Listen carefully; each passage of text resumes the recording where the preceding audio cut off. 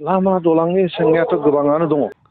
बड'लेण्ड सोमावसारनाया जोब्बाय बेखौ गोख्रोङै फोरमायदों। लोगोसे गोबांथार खोथा मानो माब्रै मा फोरमायदों मानगोनां जोंनि MP रोनगोना नार्जारी सारा। बिनि सायावनो रायजोआ मा सानो आरो रायजोफोरनि थाखायनो बिथाङा मा फोरमायलांदों बेखौ नाजावनानै लानाया गाहाम। धेमाजि जिल्ला दुलाराय बर' फरायसा आफादनि 30थि जि बोसोरसालिया जोबथोंमोन। बे गेवलां मेलाव बाहागो लानो मोननानै आं खोब गोजोननाय मोनदों।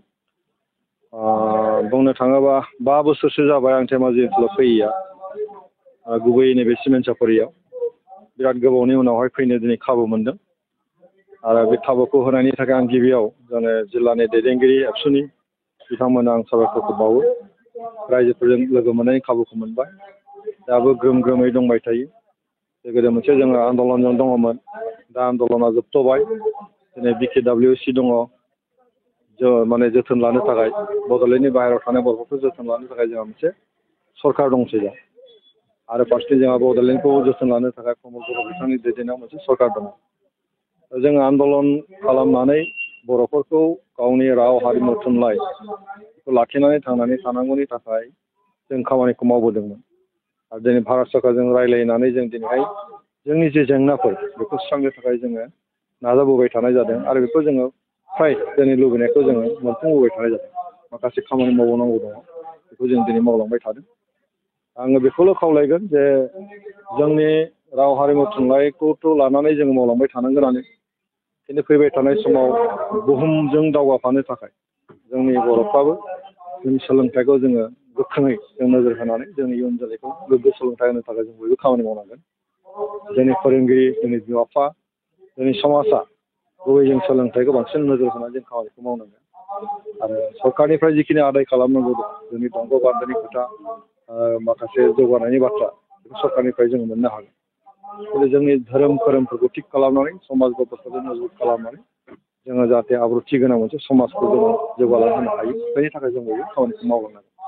आरो बे बुब्लियाव आं सानो जे दुलाराय बर' फरायसा आफादा रायजो राजाफोरनि जौगानायनि थाखाय, दिनै थांनानै थानांगौनि थाखाय जेरैबायदि जोथोन लानाय खामानि मावबाय थादों, बेखौ जोंनि रायजो राजाफ्राबो दुलाराय बर' फरायसा आफादखौ जों मदद खालामबाय थानांगोन। आरो जों ज' खामानि मावनायाव जों बयबो आवगायबोनांगोन। बिटिआरनि बायजोआव थानाय गोबां बर' गामिफोराव लामा दालांनि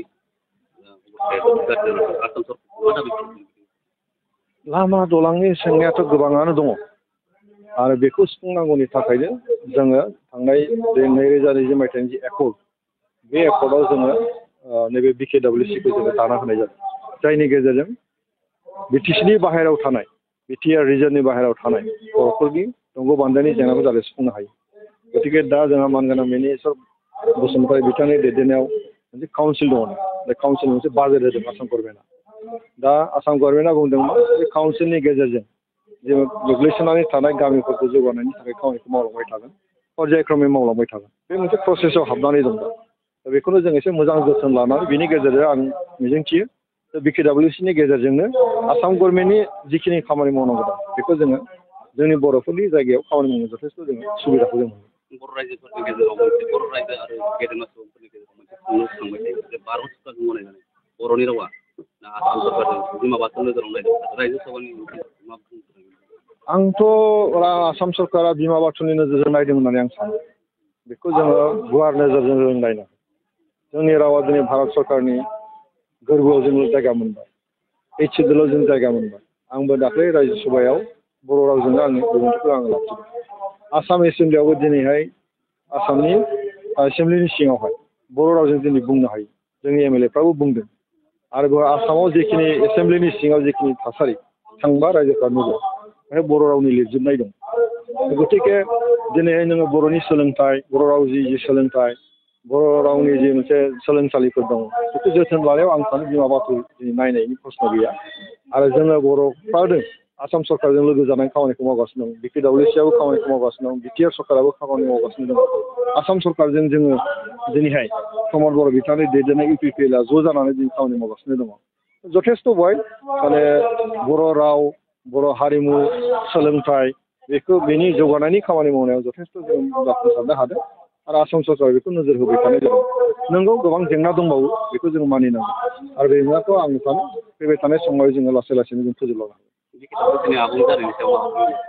मा होनदों BKW दासिमबो आबुं जायाखै बेनि सायाव माबाफोर बे मोनसे प्रक्रियायाव दंबाय थायो बेयो मोनसे पलिटिकेल सेटआप आरो बुंनो थाङोबा बिटिसि रिजननिफ्राय BKWCनि सिङाव जे बर' गामि स्केटार बबेबा जिल्लायाव माने 10टा 12टा बबेबा जिल्लायाव 50टा बिदि दङ बेखौ जोङो आइडेन्टिफाइ खालामजोबनानै सिस्टेमेटिक भाबै बेखौ जोङो मोनसे समस्ति बानायनांगौआ बारा गोरलै बाथ्रा नङा फारसेथिं जोंहा गवालपारायाव मोनसे राभा आसन दङ जिखिनि बे माने मिसिं अट'नमास काउन्सिल दङ बिनि सिङाव आरो BKWC दङ बेफोर माखासे एडमिनिस्ट्रेटिभ सेटआप खालामनायाव गोबां माखासे जेंना दङ बेखौ दा मावबाय थादों आरो आं सानो बेफोरो मोनसे महराव फैबाय दा हयथ' बेखौ फैबाय थानाय समावहाय बे जेंनाखौबो जों सुस्रांनो हासिगोन आरो मोनसे सेटिं खालामनायनि गेजेरजों बे मोनसे इलेक्टेड बडि लाबोनो थाखाय बे सुबिदाबो फैगोन बिनि थाखाय जों एसे नेबावनांनो हागौ